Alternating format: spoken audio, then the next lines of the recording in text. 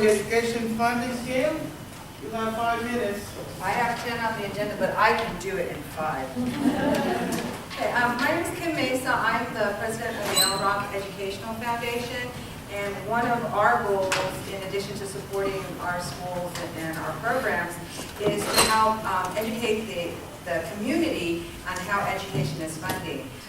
Education is one of those things that is very local to us. It's our school down the street, but the funding is a state level funding, so there's that disconnect a lot of time. A lot of people think they need to go to the city or the county when it comes to the schools. Neither one really has anything to do with actual education funding. So I do want to talk about some of the things that are happening in education funding right now. And before I start, I just want to say a really big thank you to Senator Jim Bell. He's had some education funding roundtables, and he's been very good about providing constant communication about what's happening. So the majority of what I'll be talking to you about, I got from some of his roundtables, from emails that he sent, clarifying different things, and copies of different proposals and reports that have gone around. So basically, I just want to give you an idea. Education is funded by the state, with some dollars coming from the federal government to the state, and then trickles down into the district. The funding system that we currently have in place has been around for a very long time, and the only appropriate word to describe it is antiquated. It really doesn't meet the needs of the students that are attending schools from kindergarten through college. So for the first time in longer than I've been around, the governor has put a proposal together to restructure that education funding. And basically, it's a more equitable method of funding that's streamlined and is more transparent, while also allowing more district control over the funds, so that a school in East San Jose needs totally different things than a school in Aptos. There are different needs, it's a different population and everything else. So this new budget, the new way of funding, will really give local control to districts. So in a nutshell, his funding would put greater focus on financial resources on educating those hard to, those disadvantaged students, which is low income, English language learners, and kids that are in foster care. It does this by eliminating the current revenue limits that are used to fund education, and creates a uniform base grant throughout the state for pupil. And then there's a supplemental grant, 35% of the base grant for each English language learner and low income. It does take into effect if you're an English language learner and you're low income, you don't get 35% twice, you only get it once. So it isn't going to overfund some areas. It's really looking at individual students and the monies to provide for that.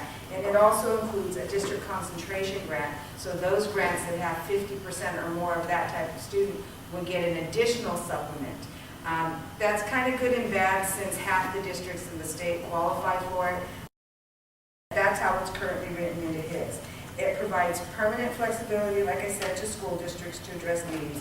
It pays down the deferrals of all the Prop 98 money that the state's been taking from the schools and keeping. It pays part of that back as part of the funding structure. And this new formula, instead of just, it's really difficult when you have a funding stream happening the way it is to change it overnight. It looks at changing this funding beginning next year in the 2013-14 year over 7 years, so that the new funding will be fully in place in the 2019-20 school year. Just to give you an example of what this proposal actually means, in the Alum Rock Union School District for this year, 2012-13, they received less than $5,000 per student. If the governor's proposal passes as it's stated, next year in 2013-14, Alum Rock would receive about $7,000 a pupil. And at the end of the 7-year transition, they would be receiving somewhere around $11,700 per student. So it's a really drastic change over a long course of time to start bringing money back into our schools directly to where the kids need them. There are some disadvantages to the proposal. I do have, for anybody that wants it, you can just let me know. I'll see if Juan can put it on the email. There is a legislative analyst, did a review of the governor's proposal, explains the proposal, and gives the pros and cons of the whole proposal. We'll post that on the District 5 website so you can get a better idea. My recommendation is don't try to read it, just read all the yellow boxes, because it's a summary of everything and it's much easier to understand. I have a background being a former school trustee, and I know how to read education budgets, and even I struggle through some of it.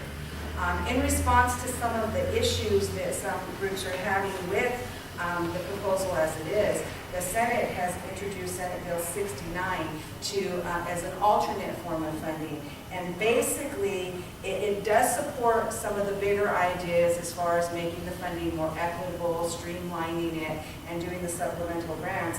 The biggest differences are that it will not have the concentration grant. It will just raise the revenue limit. It'll be a higher revenue limit, and because it gets rid of the concentration grant, the supplemental grant, which will still exist, will be a little higher. So it will give more districts. So some districts that don't have a lot of disadvantaged students will get less money under the governor's proposal because of the lack of concentration. The Senate bill really looks at by student. So if you've got students in your school that qualify for it, you'll get it that way rather than saying, well, this group maybe should get this much more with it. It's a little more equitable, so all students are funded on a more equal basis. And it also, there isn't a lot of oversight and accountability with the districts on how they spend the funds. And so the Senate bill really kind of puts in a lot more accountability on various levels, so that it ensures that the school districts aren't using these new monies to replace, to just pad programs they already have. It really means that they're going to come in and they're going to create new programs to really meet the needs of these students. So it's not to replace existing funds, it's to create new funding streams. And the other biggest difference is that the Senate bill would not take effect until 2014-15 instead of the next fiscal year. Basically, they want to provide times for the districts to come up with the plans before they start implementing. One of the things that I have emailed to clarify, because the governor's proposal does talk about implementing over 7 years to get it from where we are now to where we want to be. There wasn't any mention of that on any of the information provided from on the Senate bill, so I need to get clarification on whether that's going to be a transitional implementation as well. And my biggest concern is, I think they've both got good points, but I want next year, I want now.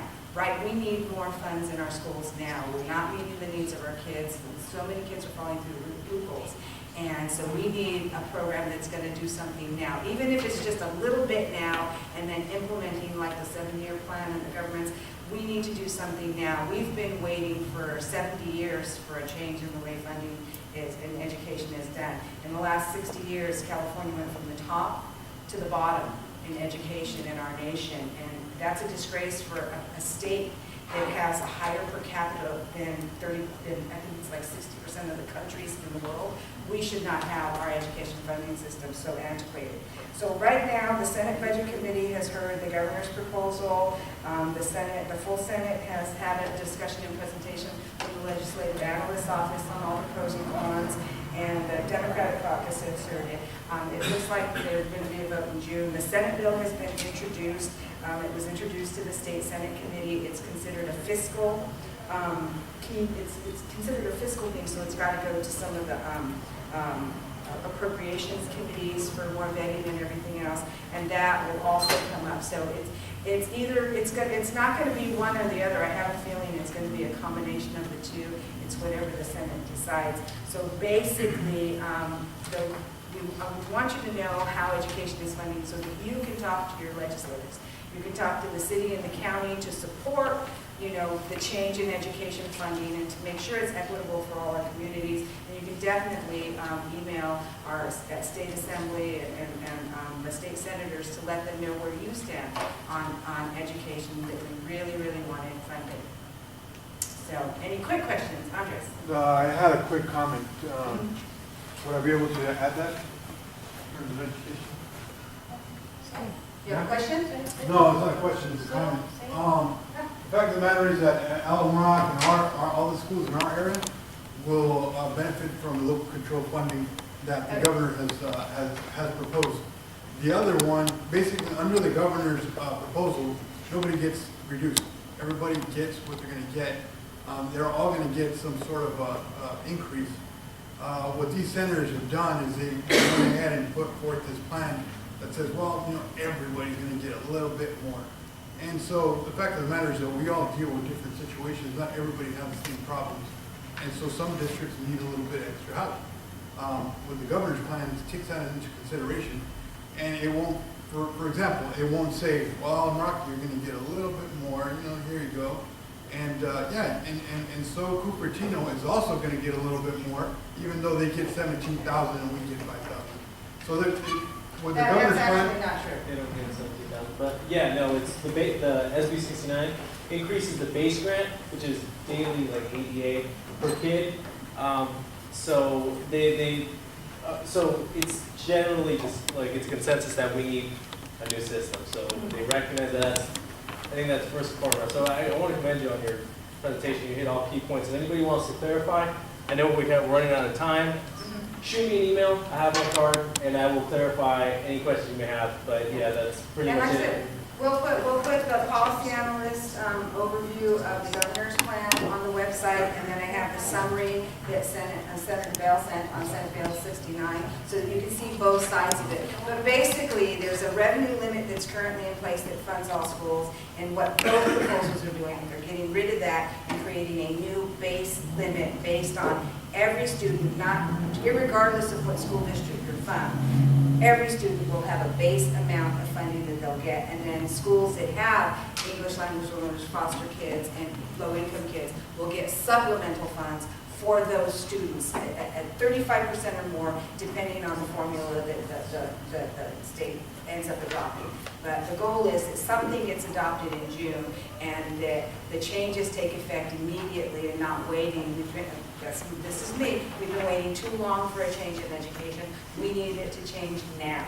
Not yesterday, not next year. We need to change it now so that we can move our kids forward. So can I say something about high school? East side will get less money because of schools like Piedmont and Santa Teresa. They are in Evergreen, they're high earners, so James Street will not benefit from whatever you all said as far as I read it.